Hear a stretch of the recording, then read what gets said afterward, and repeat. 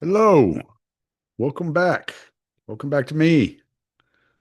Obviously, I just took a shower not that long ago. My hair's still a little wet. It's a hot day outside today. Got some mowing done. Had to freaking work on my mower. All the all the bullshit you got to do after going on vacation and coming back. But Alp.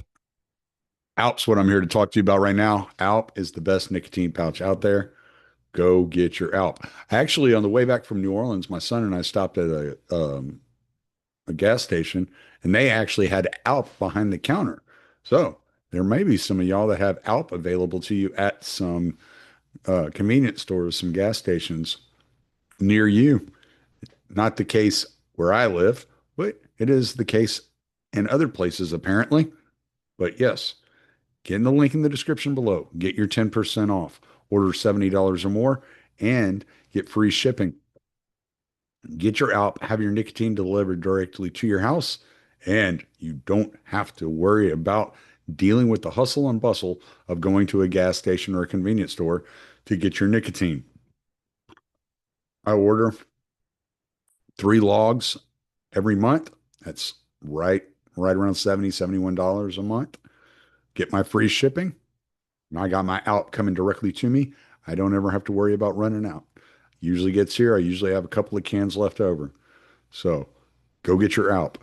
They have 3 milligrams, 6 milligrams, or 9 milligrams. I do the 9 milligrams. But if you need less nicotine, then you can order less nicotine. Get the link in the description below, get your 10% off, and go get your Alp, brother. That's Alp. It's the best nicotine pouch out there. Better than any of the other ones. I've tried several of them. I love Alp.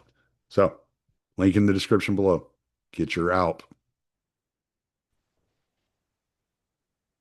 All right. Look who's back. My boy Kyle, Y- obviously. With Tommy, I wanted to make sure I got this out really early on. I wanted to ask you what we're going to talk about so that way we didn't talk about music, but the whole universe conspired against us I and forced know. us right into this Yes, topic. yes, yes. So we'll definitely, yeah, we're definitely going to touch on that, and we'll talk about New Yeah. Orleans, and yeah, because I think some good things will come out of that conversation. Yeah. My son being 21, getting to go to the fights with me. You're about to be a new father, so I think that'd be a cool conversation for you to have, like what Mhm. you got to look forward to, like moving forward. Yeah, my voice still feels kind of like raspy and all beat up, but I could I'll, tell. yeah, okay, yeah. So it was fucking loud in that goddamn place. But we'll get to that. I know you're not a big fight fan, but yeah, definitely. Like two legends are gone, man. Two legends are Mhm. gone. Dustin Poirier retires and Ozzy Mm, dies. It's like, oh shit, dude. So yeah, yeah. We got to definitely yeah. talk. We'll definitely talk about Ozzy though. Let's dig into that because Ozzy meant a lot to music. Mhm. If you listen to just about anybody in the metal scene, like Black Sabbath never called themselves metal, but Mhm. anybody in the metal scene will tell you that Black Sabbath was their introduction, especially down Yeah. here, being in the southeast Texas and the southern metal scene just drug that like sludge kind of and just continued with that sludge style that Yeah. Sabbath was so good at that. Yeah, it was a big shocker. Like, I mean, obviously we all knew he had health problems and all that, but it was just crazy because they just finished the farewell tour. And what, talk about that show, because you did an episode on that show. Yeah, so I didn't watch it, unfortunately. I got so many videos and clips sent to me like all that day, and I'm a little bummed that we didn't go watch it, but my wife and I were just busy that day, and as you said, our daughter's going to be here very, very soon. Mm, So we've just been insanely busy. But yeah, so they did their farewell show where they just had like all the legends there. Megadeth unfortunately wasn't there. If I remember correctly, they weren't invited, but um they had some even like weird people that you wouldn't really expect to be there. So like the singer from Ghost was there, that singer Youngblood. And then obviously when we start getting into more like the actual bands, they had Lamb of God, they had Pantera, they had Metallica, they had Guns N' Roses. just they had Hailstorm. I think I mentioned Anthrax, but they were one of the first ones. And they had like two or three sets of super groups where basically like all the people from actually like different bands too, and bands that weren't even like playing that day, they would go up and play like some Aussie songs. So Mm, the one that comes to mind was David Dryman with Jake E. Lee, and they did "Shot in the Dark." And David Dryman got booed for political reasons, which we can dive into that. But right now that's not quite important. right. But he sang on a couple songs, and Jake E. Lee, I guess, was having problems with his arthritis. So, like, if you look at the video when they're playing "Shot in the Dark," he kind of does one of these, and I guess it's just or situation with his arthritis. So Mm, yeah, it was called the Back to the Beginning show in Birmingham, where Britain or wherever the fuck that is over in Europe. I'm not a stenographer, a map person, geographical expert. But yeah. basically, it was called Back to the Beginning because that's basically where they had started it all. So Mm, um, Black Label Society wasn't playing, which is kind of disappointing as well. But Zach that's was obviously strange. there. Oh, Yeah, Zach was but there.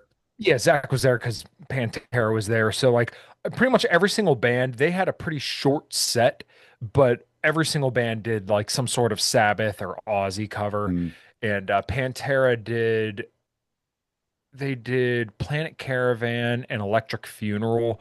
mm. There were probably a few different times where like I think some of the bands played some of the same songs, but my buddy Dickie just had like notes galore for this. And if you want to go back and listen to it, I think it was a Sunday Coffee I did episode 418 or something like that. It was within the last couple It was weeks. just And last week, I thought. When it okay, just yeah, it last might have week? been last week or 2 weeks Yeah. ago. I know it was pretty I recently, haven't but had a chance to listen to it because I was getting ready to go out of town and yeah, all that. gotcha. So, So yeah, we did about 2 hours discussing the whole thing. So this was Black Sabbath's and Ozzy's final performance.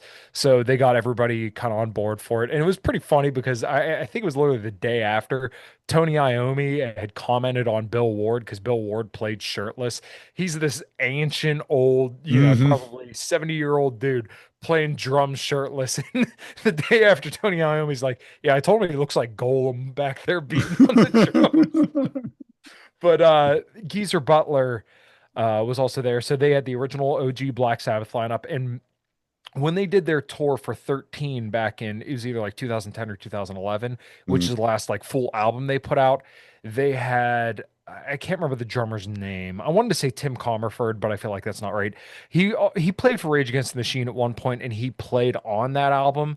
And I guess there was a little bit of a falling out between Bill Ward and Sharon. So they just didn't tour with him. But then finally, they all decided to get back together. Bill always indicated that he was willing to do it. So their set list, they played NIB, Paranoid, War Pigs, and there was one other song. But I know Ozzy also did a set of like Ozzy tunes, and Zach played. And I think that backing singer, I want to say it was a singer from Deep Purple that was doing like he sings backups for Ozzy whenever Ozzy plays live. I mm. might be mistaken on that, but I believe he was there for that, and then Zach was singing as well. So either way, it was a really, really cool kind of thing to for me to at least like see clips of it, and then obviously all the other bands to get together and play. And the one quote I remember was James Hetfield at the end of the Metallica set saying, thank you for giving us purpose. And much to your point, kind of like you opened up with, was basically like metal would not be here today without that. So my wife and I ran to the store before I came home and cut the grass and everything, and before I hopped on here, and I was playing the No More Tears album. She's like, "Oh, listen to Ozzy." I'm like, "Yeah, it's crazy to think about like everything that is most dear to me in this world. This Black Label Society poster would not be here without Sabbath. Right. Yes. Dimebag Darrell would not be here without Sabbath. Pantera wouldn't be here without Sabbath. Everything heavy metal we know today would not be here Yeah, without for Black sure. Sabbath.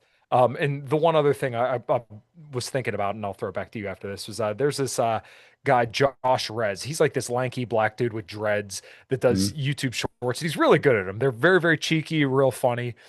And he did one on Black Sabbath. So he'll put like nobody, because they'll be like nobody's asking for something.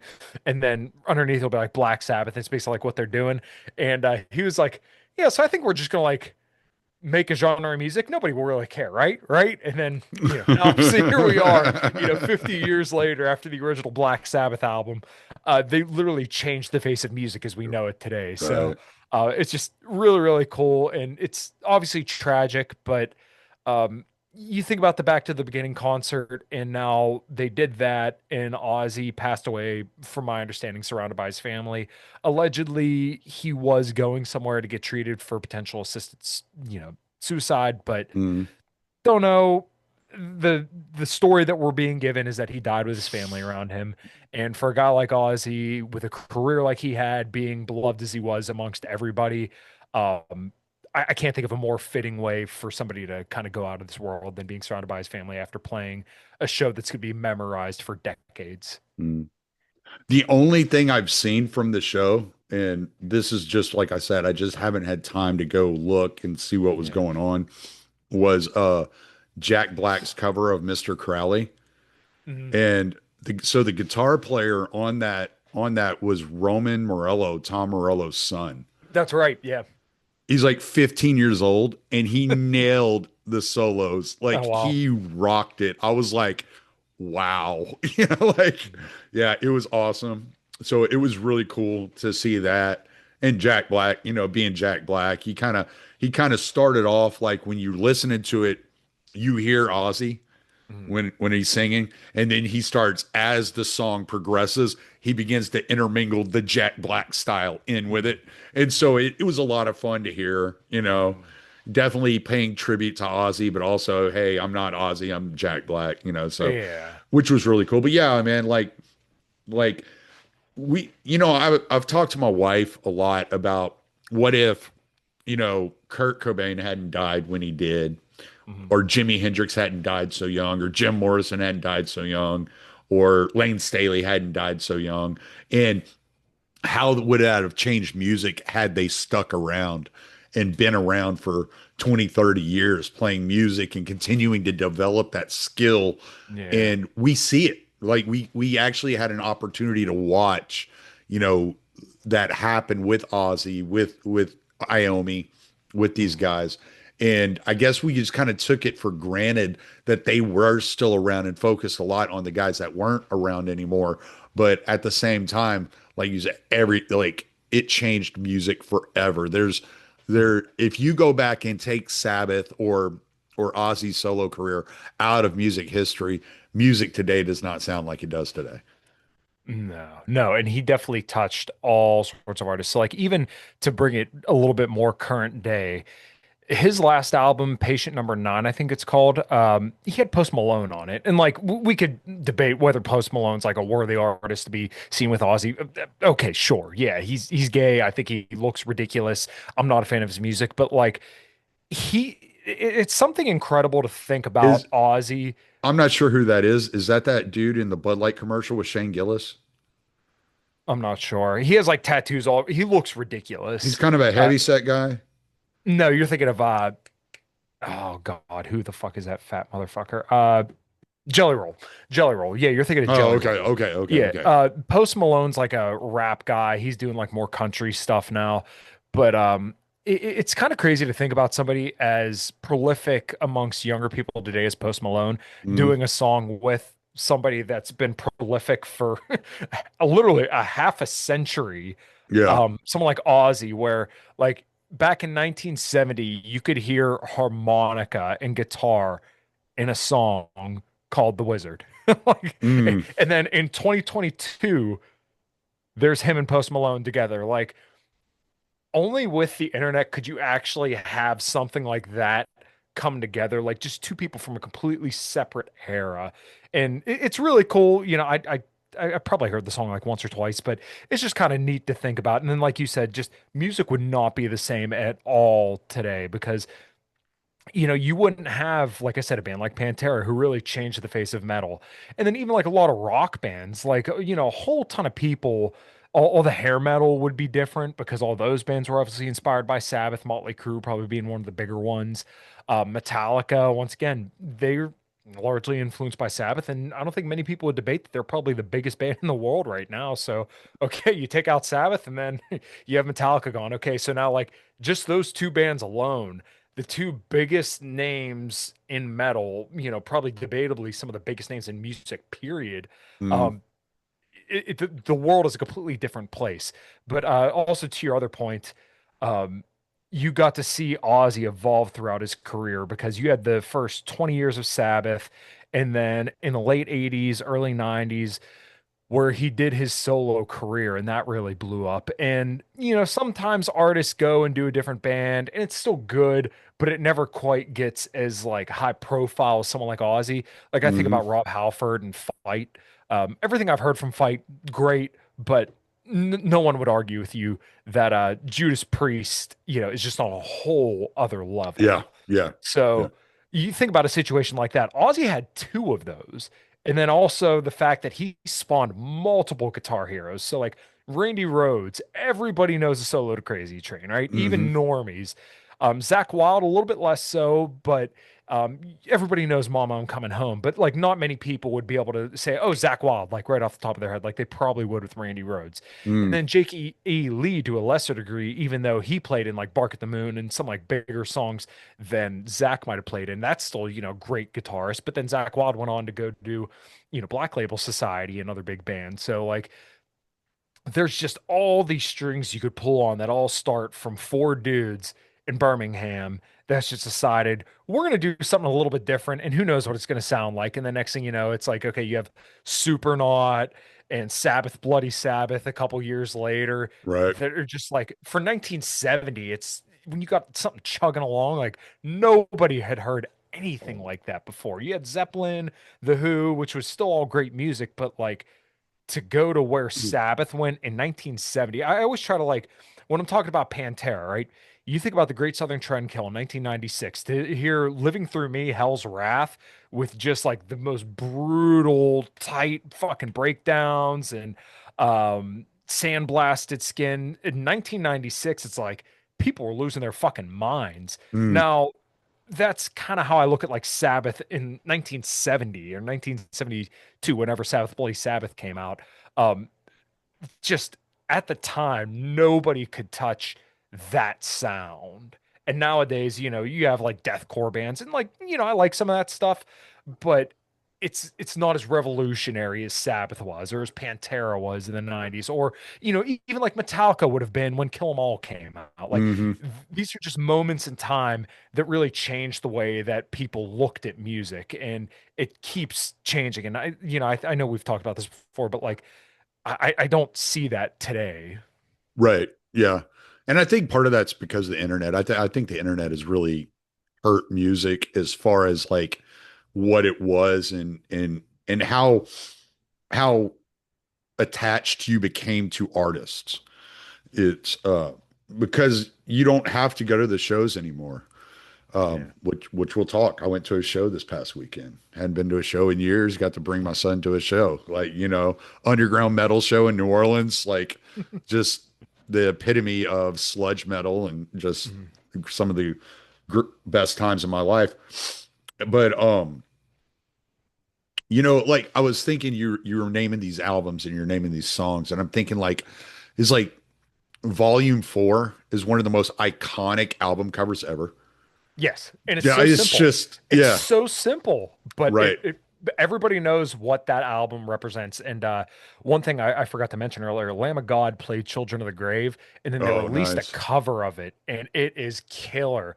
I'll have to Now, what I look that like up. about it, yeah, is that in the first like part of it in the first verse, they keep it true to the original, but then in the second verse, they go into like a little syncopated drum thing going into Mm, the second verse, and then they add like all the Lamb of God flair with the little licks, Randy screaming, and it's like, oh, this is like in my mind, that's how a cover should be. Like you could do it true to the original, that's cool, but they struck a really good balance of like, hey, we're gonna make this Lamb of God paying tribute to one of the legends. right. And it was also really cool because like they played that cover and then literally the next day they released that as a single. So Nice. I think there was like one or two other bands that did something similar to that, but it's just really cool to see them kind of like, all right, yeah, we're gonna play this, and then hey, for the fans, here's some new music for you. So you kind of get like a double whammy there. Well, I mean, Pantera had covered Planet Caravan, what, in Yes. What album? Which That album was was Far that? Beyond. Yeah, that was Far Far Beyond Driven. was it Far Beyond So Driven? Yeah. they also did their Pantera did Planet Caravan, like you said. They did Hole in the Sky. They did Electric Funeral, and they also, I think there's a I forgot version of about them. Hole in the Sky. I Yeah. forgot Oh, about that their one. their version was so good. So good. Yeah. And I think they did a version of Snowblind too. So Yes, you're right. Oh my God, I forgot about that one too. yeah. Yeah. Yes. Yes, because I saw one of the down I've been to like 5 or 6 down shows. One of the down shows they played Snowblind Mm-mm. live. Yeah, it was cool. Nice. Yeah, Yeah. yeah. But yeah, man, it's I mean, it's a sad day, but at the same time, we don't like to see these guys, suffer. And Yeah. I know when my grandpa died of cancer, he was 82 years old. Yeah. And when it came to the end, you could tell he was done. He was Mm. tired of fighting. Yeah. And if Ozzy were in a position where he was starting to look at assisted suicide as a way out, he was done, man. He was tired of Mm. fighting. It was getting to be too much. I mean, he had Parkinson's and he had health problems. Mm. And so Yeah. it's kind of one of those things where it's like we can grieve as music fans and recognize what Ozzy brought to music and how much of an influence he was to all of us, and at the same time be like okay with him being gone because it sounds to me like he was ready to be gone, you know? Yeah. And it's not easy to necessarily accept that, especially as music fans, or even like when you're thinking about personal family and friends. But like you said with your grandfather, it's like when somebody's done, it is selfish of us to like wish them to be here longer for our own selfish needs. When it's like, Ozzy was 76, he was clearly in declining state. The man served his time. He gave us all probably many, many memories, hours and hours of music, and hours of memories with people that we care about, um, to remember him by. And I think Right. that's how a lot of these people like to be remembered. I always look up this article every single time somebody, tells me that somebody that meant something to them had passed away. And it was an article where Corey Taylor was talking about how he dealt with the passing of Paul Gray, who was the bass player from Slipknot. Right. And he called up Vinnie Paul, so drummer Pantera, and asked him about like how he dealt with Dimebag. And I'll paraphrase this to the best of my ability, but he basically Vinnie had told Corey that like you're living for two now. You're smiling for two. You're winning for two. You're losing for two. Everywhere you go, that person is still with you. And Hmm. every single time, I don't know how to comfort people when they're dealing with loss, right? Because I don't know how I would like to be comforted when Right. I lose somebody. It's tragic, Right. but that is the first thing that comes to mind for me every single time. So, and obviously, we're not like Ozzy's best friend or anything like that, but every time you hear Black Sabbath, you turn it up a little bit, right? Hmm. Every time, you hear Mom, I'm coming home, you smile a little bit and think he did his time and he lived a life probably fulfilled, right? He A had a War family. Yeah. Pigs is probably the greatest anti-war song there's ever been written.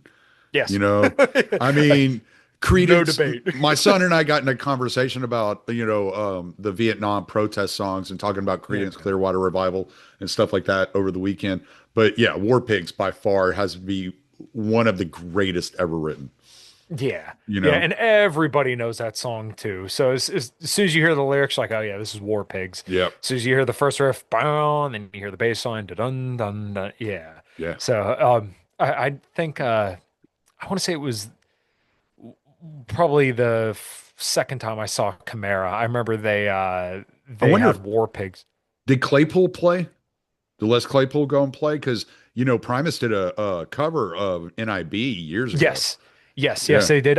No, I don't think they were there though. Oh. Nuno Betancourt was there. Extreme wasn't with him.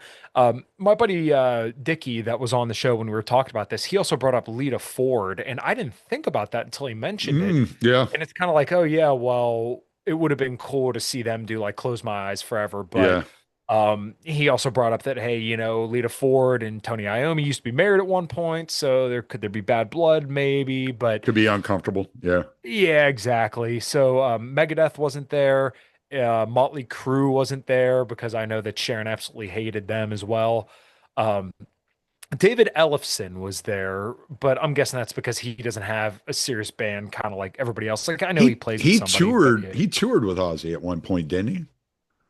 I I'm not thought sure off when the he top of my was head. I thought when he was in between, like, because he left Megadeth and then went back to Megadeth, and Yeah. I think one of the times he left Megadeth he was actually toured with Ozzy. Hmm. I want to say like that's a fact. I could be misremembering Okay. because I'm bad about that shit, but I could just be making shit up. But yeah, I want to say I kind of remember a story about that. Okay. Yeah, it's. I feel like that's right. I don't know for sure, but that sounds right to me. Um, I'm trying to remember some of like the other people that were there. Guns N' Roses, they busted out. I want to find this because they did a very like odd Black Sabbath tune that it was a little bit of a deep cut. Guns N' Roses set list. Knowing Axl, Back. they probably played like Johnny Blade, one of Dio's songs, Oh my you know? God, you know what's hilarious?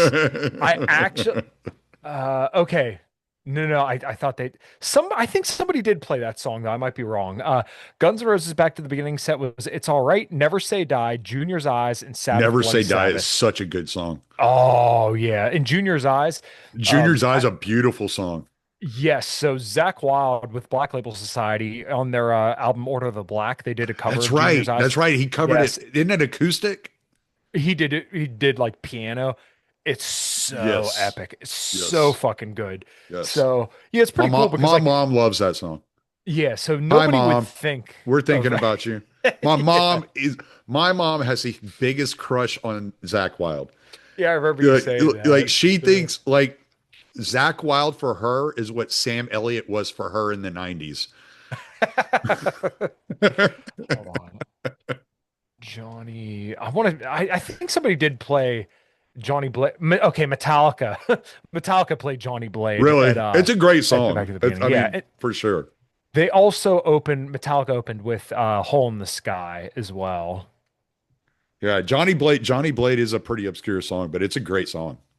Actually that album, my dad introduced me to that album because I'd Mhm. never heard those songs off of that album. And that's one of the last albums they did with Ozzy at the first era of Sabbath.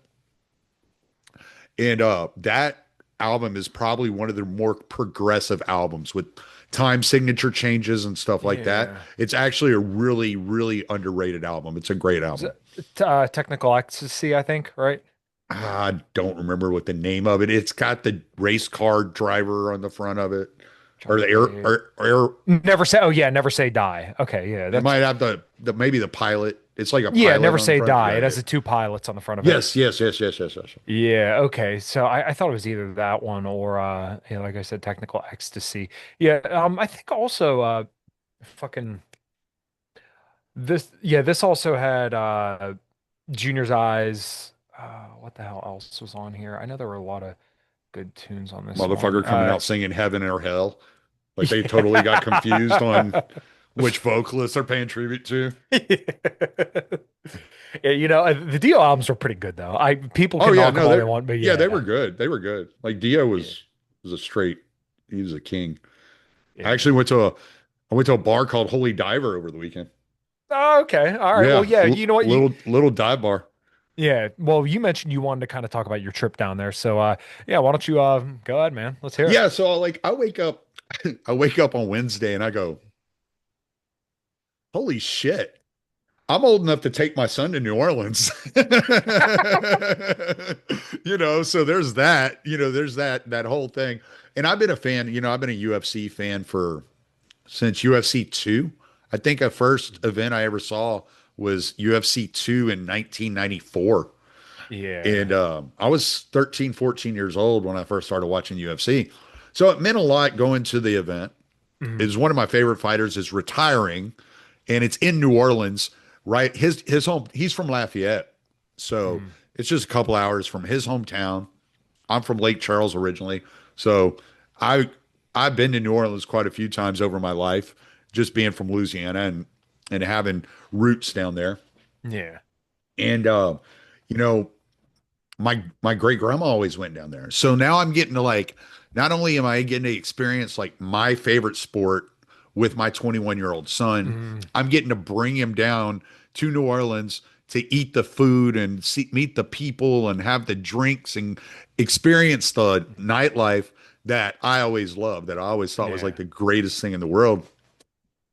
So it was like double emotional experiencing it because Yeah. I'm sitting up there in the stands right before the fights looking down on the octagon and I'm like, "Oh my God." And I start tearing up because I'm like, I'm finally 30 years I've been watching the sport and I'm Mm, finally getting to see it. Now I'm losing like one of my favorite fighters of all time is retiring tonight and I'm getting to do it with my son, mm, really experience this moment. It was a lot of fun. I really enjoyed it. And it was something that as a parent, like, wow, like I sacrificed for so long and put us in that moment based on all the sacrifice that I had made when I was raising my kids. damn. Yeah, I remember my dad always telling me that the song Cats in the Cradle always kind of chokes him up a little bit. Yes. And I feel like that's probably what you're experiencing in that moment. Yes. Or Yes. this is gonna be weird because I'm like relating to my dad here, but probably him seeing me fix cars because he would throw something up on Facebook and be like, "Oh, this is crazy to see my son doing this." He's like, "I remember teaching him lefty tighty or lefty loosey, righty tighty back in the day." He's like, "Now I'm watching him put in wheel bearings, putting engines, and do Never all this other let stuff." Kyle work on your car. He says lefty tighty. He's a wrong mechanic. Hey, well, listen, I am the drivetrain guy, as in if you need a differential rebuilt, I know how to do that. But the reason why I say that right after you said that is because ring gears and differentials are lefty tighty, righty loosey.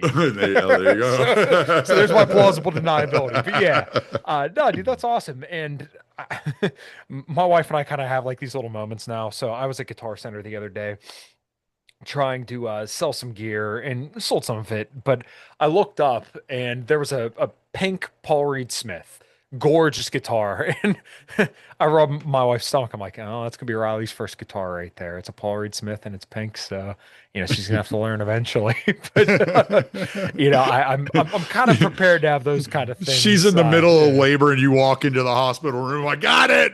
Yeah, babe, I got the guitar. Check it out. You don't even hold the baby. You hold the guitar with the baby laying on it. Yeah. Hold on, hold on. Slippery little sucker, isn't it? Yeah, but dude, that's so cool. I know you've always talked about UFC, and when you were saying like when you first got into it back in, I knew it was either like 93 or 94. Um, you were already into it as a passion project, if you will, for about 10 years before you had your first kid. So, I mean, Oh, I that raised them watching it. yeah, exactly. So I Yeah. mean, we all have those things that like my daughter's probably going to grow up. We were watching this this little like presentation thing where they just kind of teach you about the proper bathing of a baby and stuff like that. Right, And like right. Sarah knows all that shit, but just kind of like a good once over and everything like that. And they're like, "Oh, well, when you're bathing the baby, this is a good time to sing to them and make it real fun." And I instantly went, I'm gonna be sitting there bathing my kid, just screaming at it, and she's gonna be smiling and laughing. There's gonna be death metal playing in the tub and stuff. So, Yeah. yeah, I mean, Yeah. I like see that kind of stuff, or watching like the Dime Vision or the Pantera Home videos of Right. my daughter Yes. walking around with a toy Roman candle, acting like she's shooting it around the house. And if she hears this in like 20 years, don't actually do that. But yeah. Well, and that's what's so funny is because like I have never been like a country fan, but my son, that's what he listens to is country Mm, music. So we get to the hotel the first night and we go to the bar there in the hotel and the little bartender, she's like talking to us about like different stuff to do around New Orleans. And I'm like, "Yeah, I know about that. I know about that. I don't want to do that." I was like, "What are some good dive bars around here?" So mm, she gives me like a list of three of them. Holy Diver's one of them. I was like, "You ever been to a dive bar?" He was like, "No." I was like, "You want to go?" yeah. He's like, "Sure." So we're off the beaten path. We pass Bourbon Street. We get away from all the tourist areas. We're down in Yeah. like the ghetto. Get to this little freaking bar on the side of the road and go in there. And we're like, we get there at like 7:45 and they don't open till 8, which is Mm. abnormal in New Orleans. Yeah. Most of the bars are open pretty much all day. And so we get down there and we're like, and I'm like, all right, well, we'll wait. We'll let them open up and we'll go in there and hang out. Mm. And he's like, all right, cool. So we're sitting outside, we're just chilling. There's this like couple of drunk old men on the side of the road and they're bullshitting and we're watching people walk by and just all kinds of shit and just kind of Yeah. talking and then dude comes and opens the bar up, so we go in there and it's the owner of the bar is the bartender. So we're just sitting there bullshitting with the Yeah. bartender and I'm talking music with him and stuff like that. My son's kind of sitting there like I don't understand this place. I don't get it. Like, what are we doing here? And then this couple comes in with some golden retrievers, and I start playing with their dogs. We play some pool. We're listening to live music he's got playing. And I Mm. start talking to the bartender a little bit. And he's like, yeah, Creepy Fest is going on this weekend. Well, that's an old school underground music festival in New Orleans. It's been going on for Oh, like 16, 17 years. wow. And Okay. it's Yeah. like 5 days of music. And it's just at different bars around in New Orleans. Yeah, I And I'm love that like, kind of stuff. It's and so cool. I'm like, oh really? Like, where are they playing tonight? And he's like, they're playing at No Dice. And I'm like, oh, that's cool. I was thinking about going to Pepper Keenan's bar because Pepper Keenan's the guitar player for Down. He also plays guitar and sings for Corrosion of Conformity. Yeah. So I was thinking about going to Pepper Keenan's bar, and he goes, well, Pepper's not going to be there, but Jimmy Bauer will be there. Ah. And I was like, no shit. He's like, yeah, he's got a new band called Raid. It's a punk band that he's playing with. And Mm. so he's playing with Down, he's playing with I Hate God, and he's also playing with this band Raid. And I was Yeah. like, all right, yeah, we'll go. And so we walk, it was about maybe 10-minute walk or something. We walk down the road, we go, my legs are fucking hurting. I'm not even gonna lie. I have not walked that much in so long. But so we walk down to that bar and Talon's like, there's no cover. I'm like, no, there's no cover. We'll walk in. I was like, they make all their money by selling beer. Walk straight up to the bar. We just start drinking beer, listening to the live music. Mm. There was a band playing called What a Waste. It was like kind of like a hardcore, kind of a grindcore style band Sure. playing. And it was so we're listening to them, and he's like, "This is actually fun." And as me and him are talking, some dude walks up and he taps me on the shoulder, and I turn around and I recognize the guy, but I don't know where I know him from. And he starts talking to me, and I realize this is a guy that I used to hang out with at Warehouse Live in Houston at the Down shows. Oh man. And I was like, I don't even know how this dude recognized me. Like, I didn't have a beard like this the last time I went to a Down show. So I didn't even have long hair at the time. Like, my head was Mm. shaved at the time. And so I was like, well, this is wild. So me and this dude are just Yeah. bullshitting. His wife walks up and she's like, oh my God, blah, blah. I'm like, how do y'all even recognize me? I don't even get it. So she goes and sits next to Talon and she's telling Talon about the music and the bands and stuff. We had like such a blast. And he was like, oh my God, Dad. Like, I did not know that metal was such a community. And I'm Oh like, yeah. dude, you have no idea, especially Southern metal. I was like, they Mm. have documentaries on this shit, about the Yeah. Southern metal scene. I was like, just a completely different vibe. He's like, I always thought those people would be angry and pissed off and want to fight. And I'm like, no, dude, Yeah, we're all there just to have fun, man. yeah, it's so funny because Sarah was an EMT for one of the Taylor Swift or yeah, it was a Taylor Swift concert here in Pittsburgh, which had like a ridiculous amount of people, fights fucking left and right, right? She's done a few of the country concerts down there, and there's always people just fucking fighting all the time over the dumbest shit. And she doesn't listen to metal like at all, right? Right.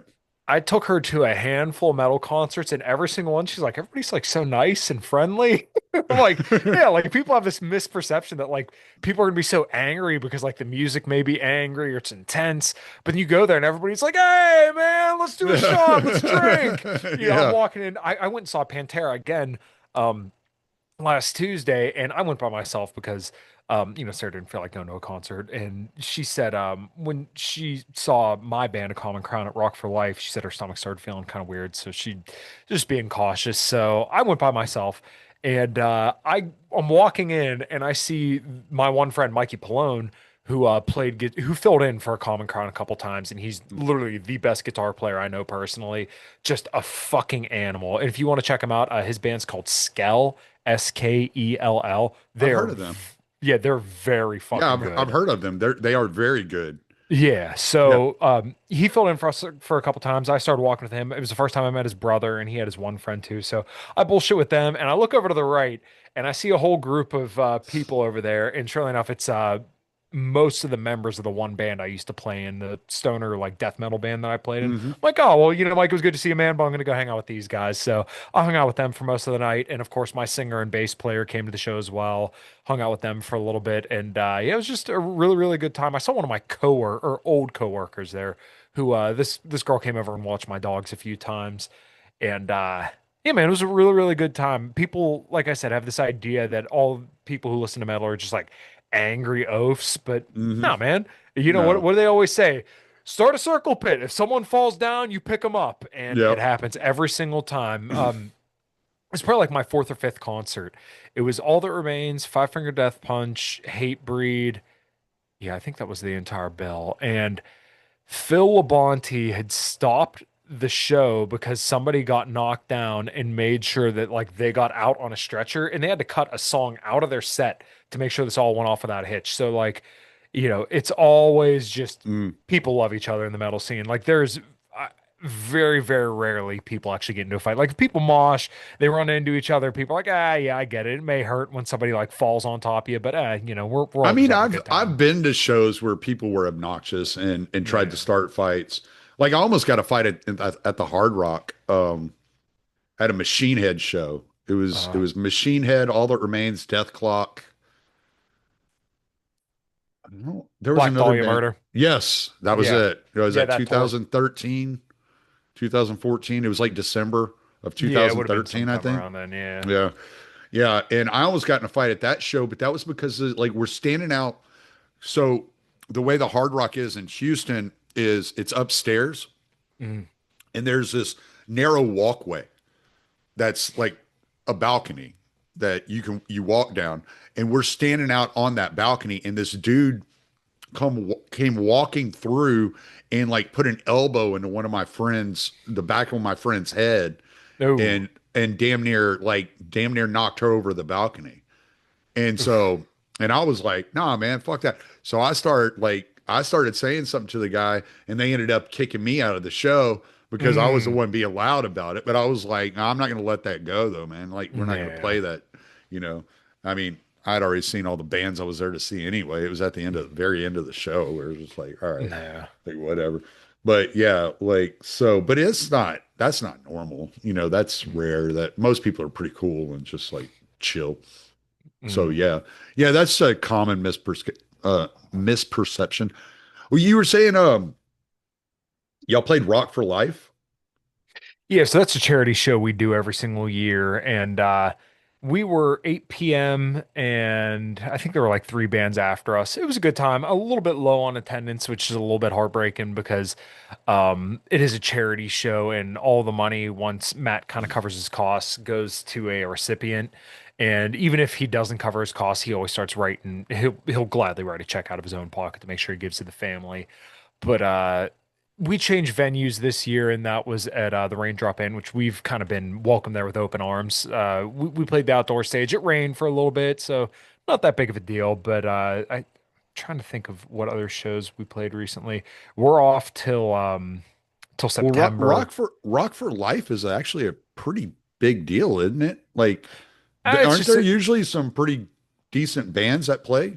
it's usually just like you might be thinking about something else, but it's I just thought local to Rock here, for like Life was kind of Pennsylvania. like one of these like tours they bring Oh, around the you're thinking U.S. of what the hell? I, No, it's just our local charity. Oh, okay, I'm trying to okay. think of what you might be thinking of, but think like Mayhem Festival or something like that. No, it's just Well, our no, local charity. this is a charity festival. I thought it was like Okay. a touring festival that like because I thought I remember hearing a couple of years ago like Fear Factory was headlining Rock for Life or some shit like that a couple of years ago. I don't Mm, know. I could be thinking of something else. I could be completely yeah. delusional. You know, Yeah. I'm just making shit up again. Yeah, it's all right. Yeah, I think you're thinking of something else, but it's yeah, it's always really really cool. I've been playing there for about 7 or 8 years now, but they've been doing it for I think close to 30 years now. So, um yeah, they changed venue again to the Raindrop Inn, which, I like that venue, but it just sucks because it's like out Well, in the it's an middle of appropriate nowhere. venue name if it rained on you. Yeah, well, yeah, exactly. So we'll be going back there again to play with Hinder in September. So I'm looking forward to that. And then I That should think be we a good, have that should be a pretty big show. yeah, it's like a big bike festival. So we're direct support for Hinder, and we played there with Hinder before. It was last year, right around this time too. We were the first band to ever play their outdoor stage. So um, I kind of hold that a little near and dear to my heart. So that's pretty cool. And we got like a show up in Erie. So we're um we're laying a little low. I'll have to show you once we're done recording, but a common we finished our guitar parts. So now we just got to do bass and vocals for all the new tunes, and Mm, man, they sound fucking awesome. good, good deal, Yeah. man. Yeah, I was telling people about your band when I was in New Orleans. I was like, Oh man, thank you. let's Yeah. get him some support down here in the Big Easy, man. Oh, dude, I would love nothing more than to go tour around down south. I You would got to love. you got to get in touch with some of these bands in New Orleans because they're always having like these underground festivals. It's like Yeah. it's common. It's like once a month there's something going on. Oh wow. And so you could always, if you could get your band down here, y'all could find somewhere to play. Yeah, that's kind of we really wanted to get on like a national acts kind of bill and just kind of do like a little short run on the East Coast with them. But yeah, I would love to go down there.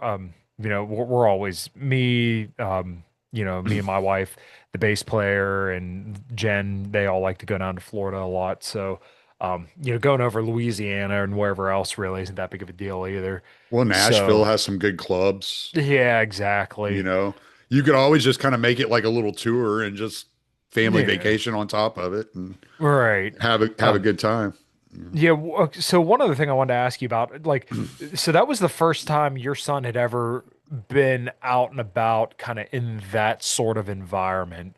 Mhm. Um, does is I don't know, and if you don't want to tell it, then that's fine. But like, does he ever go out to bars or anything like that, or is this kind of like a first time thing for him? Well, he just turned 21 in January. So Okay. they go out. Like last year he went to the UFC event last year, but he was only 20 Yeah. when he went. It was like UFC 302 in New York. And so Okay. Yeah, they that's went right. around New York and hung out. But yeah, like this is like a different experience for him. He's never been to a dive bar like no, Mm, Holy Diver. He's never been to a metal show like an underground show like what I brought him to. Because yeah. he just turned 21. Yeah. They don't have like the clubs like they had whenever I was a teenager, right? No. I could like sneak out of the house and go to Numbers or Fitzgerald's and see a good punk show or a good metal show, and Yeah. it's just not the same in the Houston area that it was whenever I was a teenager and when I was younger. So this was like definitely a new experience for him. And there's really no such thing as like an underground country bar, right? Yeah, Like exactly. you might find an open mic or you might find like a little local show every once in a while. Like I've been to Yeah. some in Galveston and like rockabilly shows or whatever. But it's just a completely different experience to go to like metal shows, especially in New Orleans or down south, because it is such a it's a very proud community, but it's a very Mhm. tight knit community. And you tend to Yeah. always run into the same people. I've Right. been running into the same guys at Warehouse Live. I've been running into the same guys at every show there. It doesn't matter if I'm there to see cattle decapitation, I'm there to Mhm. see down. It doesn't matter. It's all different styles of music, but I see the same guys at the shows because they go to almost every show at Warehouse Live, Yeah. you know? And so Yeah. So yeah, it's a different it was a different experience for him because and I think even like someone like you, like if you went to some shows down in New Orleans, you'd be like, okay, like this is a just a different atmosphere, you know.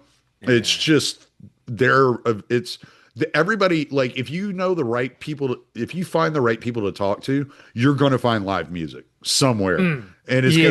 it's going to be a good local band that's playing. And I mean, like, I'm looking at this flyer. It's funny because it says Creepy Fest New Orleans, 16th Annual Underground Music Festival, Mm. 5 nights of funk, thrash, grindcore, surf, and more. Like, Oh, I there's love no that. limit on its style of music, Yeah. and you get it all in the same night. Yeah, that kind of reminds me. I think I told you about this before, but like the Millvale Music Festival up here, Hmm. it's off of Route 28, which is like a very, very busy highway here, near right, kind of going into Pittsburgh, and they literally shut down a whole town, and they have every single kind of genre of music at a different stage. So like we played on the VFW 118. Sorry, I literally have the flyer. You can almost see it in here. But so we played the VFW stage, and that was like mostly bands that signed on the same record label that we're signed on. And Hmm. it was a blast. And then they have a metal stage, they have like a ska stage, they have a punk stage, they have just like a rock stage. They have all these different stages, and they have all these food trucks. And you literally just walk around this town, and there's music going on everywhere. It's so much fun. It's so fucking cool. And I had a good time both times we played. So we didn't get to play this past year, but we're more than likely going to play the next year. Just stuff like that's so cool. But when you were mentioning kind of how it was like different from when you were young to now, I kind of reflect back to when I was like 14 to like 17 years old in all the local bars around here that had mostly like hardcore bands because that's kind of Hmm. what like Pennsylvania is known for is like the East Coast hardcore. Right. E-Town Concrete is like a band that comes to mind. Like a lot of hardcore bands kind of came up through this side of the country.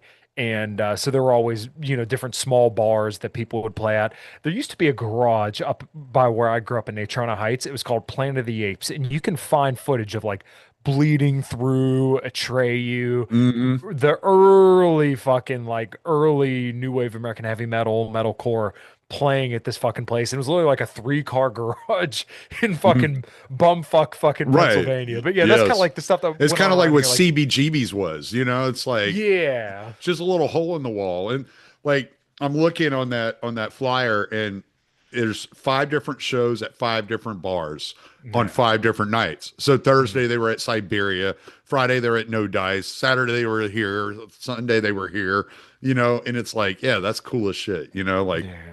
it's just and and people will just go around bar to bar like at Friday night we're going to be at No Dice. Thursday we're going to be at Siberia, blah blah blah. We're going to be at every one of those shows and just hang out. And yeah, it's that old CBGB kind of vibe where it's like Mhm. it's just that underground kind of scene that and they've been able to keep it alive in New Orleans and they've done a good job about keeping it alive. Yeah, it's so cool to me because like that doesn't seem to be as much of a thing anymore. And like some of my memories were acting like a fucking maniac in the Roundhouse pizza joint up in Natrona Heights, Mm, where like it was literally like this mom and pop little pizza store, but they yep. would they would have like these brutal fucking deathcore and hardcore bands playing, Yeah. and people would just be going fucking nuts. Yep. And I remember just feeling scared, but so like invigorated and just loving every second of it. They also had like this building that used to be a skate park, and it was called Scumbags, where all my friends' bands used to play. I'm pretty sure it was like illegal that they were even in that building, but man, they would bring in a full fucking PA system, and there'd be kids just packed in Yeah. there, partying. And I just feel like people don't do that anymore. Like, and maybe they do, and I just don't hear about it.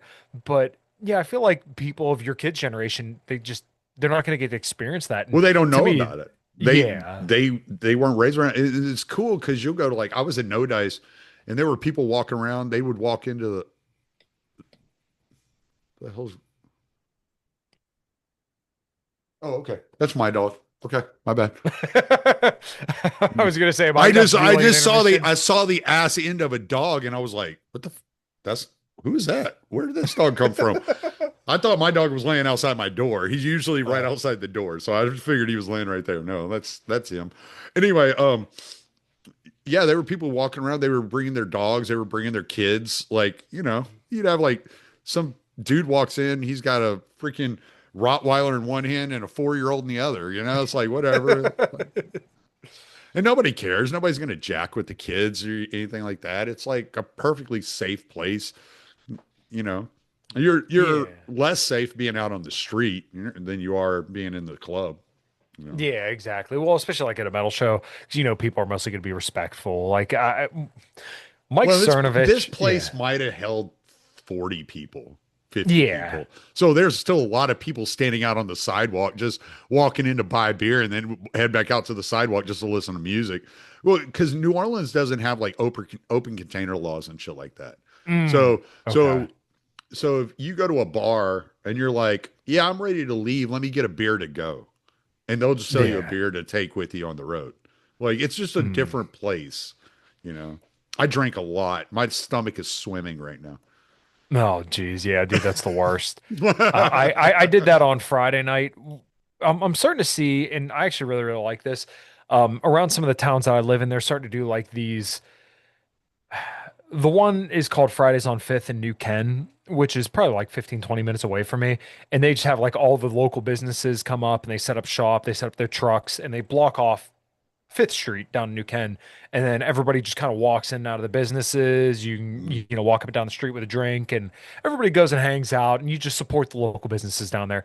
They have something like that here in my town as well, Gathering on Grant, where just once again everybody opens up their doors and you go around and just support the local businesses. So, Kind of like I don't Sixth know. Street in Austin or something like that. Yeah. Yeah, I just that kind of stuff's really, really cool. And it kind of reminds me of, like you were saying, where you could just go into the bar, hey, I want a beer to go. Hey, hey, how the kids? Thanks, take care. Yeah. Just that kind of stuff's really, really cool. And I'm glad to see it seems like that kind of stuff is making a comeback because I don't remember that being there when I was a kid, but it seems like people are getting more and more into kind of the local business deal, which I just think is really, really cool. Like there's Jen and Steve, they have that bar, Heroes up at Katanning, and every year they would have a ticket where you could get a ticket to ride a bus, and they take you to all the different bars up in Katanning. It was like $20, and you could just go drink at every single bar up there. And I'm like, oh yeah, Yeah. that's pretty fucking Well, awesome. and it's so wild, like, cause like, Yeah. all right, so we pull in Friday evening. We get to the hotel about 5 o'clock in the afternoon, Friday, and we pull up to the valet to have the car parked because we're not going to drive. We already know, like Mhm. the Smoothie King Center where we're going to watch the fights is 15-minute walk that way. Yeah. Bourbon Street is 15 minutes that way. Like we're not driving anywhere. We're walking, we're drinking, we're having a good time. So Yeah. we get out and just have them park the car for us. And Theo Vaughn's standing there. Seriously. Yeah, just walking down the street. Holy Yeah, fuck. just walking down the street by himself, taking pictures with people, saying what's up. And Wow. yeah, we walk into the hotel, get checked in, and then we the next day we're walking back to the hotel from Bourbon Street from eating because there's an old restaurant there off of Bourbon that my great grandma used to always go to called Felix's, where Mm. they have the best raw oysters. Everybody wants to go to Acme Oyster Company. Go to Felix's. You won't hit the crowd and best raw oysters. Yeah. And all their food's good. Their seafood gumbo is to die for. They're like all their food there is good. And so we were walking back. Michael Chandler, a fighter from the UFC, is Mm. standing outside the hotel. He's staying Oh, at the hotel nice. we're staying in. You Yeah. know. Then we go to the fights that night. They're showing Theo Vaughn and a bunch of guys on the big screen that are there at the fights with us. And then there's a pizza place a couple blocks down from where we're staying at called Luna Pizza, and it closes at like 4 in the morning. So we go there at like two o'clock in the morning to go get pizza because we're hungry after the fights because the fights don't get out until like 1. So we go up there. Theo Vaughn comes walking out of the pizza place at like 3 Uh, a.m. with a pizza. It's like it was just like this like really cool laid back. Like everybody down there is just like really cool laid back. I said what's up to him. He said what's up. He goes I can't stop. I said that's cool. Have a good night, brother. And he goes like he's just off, and it was all good, you know. Yeah. And it's just like one of those like it's a busy city because there's people like constantly going It's a going going. tourist city, yeah. Right, but it's a laid back city. That's why they call it the Big Easy. Everything's just kind of chill. Everything's laid Mm. back. You know, it's Yeah. it's just real chill there. And you got like I said, every month you got festivals. You got Jazz Fest. You got this fest. You got Mardi Gras. You got like Mm. whatever. Like you can go any given month and find something to fucking do. Yeah. Yeah. Well, maybe I'll have to keep an eye for like a female feature fest. We try not to center on the fact that we're a female fronted band, but man, I'll tell you what, goddamn, there is nobody, no female singer that I know of that fucking tops Jen. She's the fucking beast.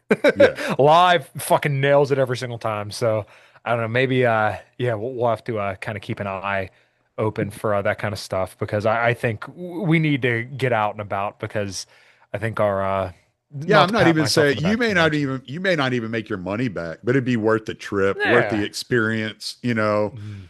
New people hear your stuff, Yeah. and Yeah. you know, I can I'll give you the information of the guy that runs that dive bar. He has live music there sometimes, Mm. and even if he doesn't want to do something, or if maybe y'all can set up a couple of shows down there, where Yeah.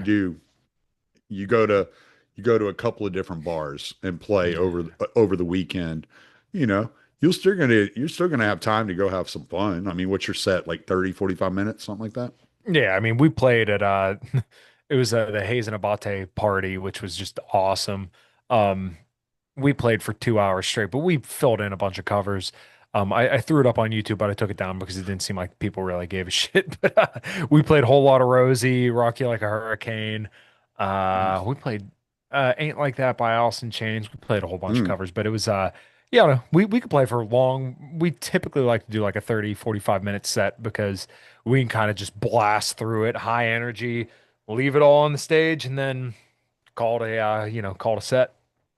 I woke up Friday before leaving, Uh, and I told Beatrix and Talon that Lane Staley had become a genie. I had a dream the night before that every time I sang Sunshine, he appeared. Uh, uh, you didn't say it 3 times. Sunshine, sunshine, sunshine. No, no, I was singing the song and he just appeared Yeah. and started talking Uh, to me. And I was like, this is cool. yeah. Did he speak in a Jarl too, or did he just regularly? Yeah. So, but so you got Hinder coming up. What other shows you got coming up? Female Feature Fest up in Erie. I think we have one at the In Erie, there. Pennsylvania? Yes. Wow, that's cool. That's a Yeah. bit out of the way. About 2 hours for us, so it's About not two that big of a hours. deal. Oh, okay. Yeah. And then there's also we have one at Preserving Hardcore, which is a it's actually an old church in New Ken. I can't remember who the fuck we're playing with or what the exact date is, but those are the only 3 shows that I can think of off the top of my head. And I promise by the end of the year, I will break everybody in my band's bones if we do not get these songs out this year. Well, I'm sure we will because we already scheduled our date for the bass tracks, and then all we gotta do is get Jen in there, send it out for mixing and mastering, and man, people are gonna fucking dig this stuff. I am very, very, very proud of everything that we wrote together. B, the other guitar player, is just he is the guy that I needed to play with, and I just couldn't be happier. And we've been playing these songs out. They feel good, they sound good, and I think people are really going to dig them. So obviously we're taking a little bit of time off right now because the my little girl's due here very, very soon, Couple of and weeks. yeah, yeah, and then Jen and Steve want to go take their boat out. So the rest of the summer we're off, but we'll be hitting it again hard, the towards the end of the year and definitely into next year. So be on the lookout for it. A Common Crown, man. I'm stoked. That's exciting, man. I'm happy Yeah. for you. I'm glad y'all are Thank you. doing well. You know, yeah, I always try to tell people about your band. I'm like, I don't like them. No, I'm just playing. I wouldn't blame you if you told them that. No, I'm just Yeah. kidding.